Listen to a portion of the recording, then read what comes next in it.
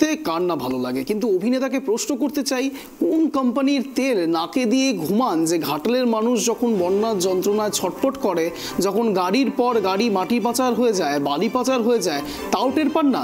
শনিবার পশ্চিম মেদিনীপুর জেলার ঘাটালে বাম শরিক দল এসএফআই এর 36তম জেলা সম্মেলনের মঞ্চ থেকে এভাবেই বিতর্কিত মন্তব্য করলেন বাম যুবনেত্রী মীনাক্ষী মুখার্জি। আর এই মন্তব্যকে কেন্দ্র করেই শুরু হয়েছে বিতর্ক। একই সাথে বাম ছাত্র সংগঠনের সভামঞ্চ থেকেই আগামী লোকসভা নির্বাচনের প্রস্তুতির ডাক দিলেন বাম নেত্রী।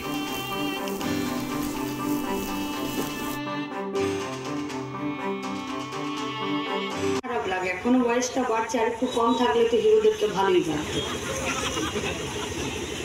খারাপ তো লাগে না, কিন্তু প্রশ্ন করুন, ঘাটালের নদীর পাশ থেকে জেসিবি করে মাটি কেটে নিয়ে চোরাপথে ট্রাক্টর ভর্তি করে যখন নিয়ে চলে যান, আপনি কেন নাকে তেল দিয়ে ঘুমান? প্রশ্ন করুন।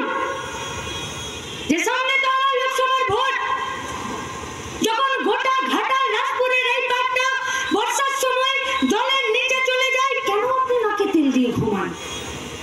কেন? যখন গোটা পশ্চিমবঙ্গের শিক্ষা ব্যবস্থাটা একদম ধুলায় চলে যায়, তখন কেন আপনি নাকে তেল দিয়ে ঘুমান? বিবেক জাগ্রত করার জন্য তো আপনাকে সংসদ করা হয়নি। আপনাকে সংসদ করা হয়েছিল যে জেলা থেকে বর্ণ পরিচয়, যে জেলা থেকে ঈশ্বরচন্দ্র বিদ্যাসাগর, যে জেলা থেকে মেয়েদের স্কুল শিক্ষা, যে জেলা থেকে প্রাইমারি স্কুল শিক্ষা, যে জেলার একটা মনীষীর মধ্যে থেকে একজন বীরের মধ্য থেকে গোটা দেশে শিক্ষা ব্যবস্থার প্রবর্তন হয়, সেই জেলার একজন মানুষ হয়ে সংসদ হয়ে যখন গোটা রাজ্যে শিক্ষাকে ভেঙে তছনছ করে দিতে চাইছে, তখন আপনি কোন কোম্পানির তেল ব্যবহার করছেন ঘুমানোর জন্য? দিন আমাদেরকেও।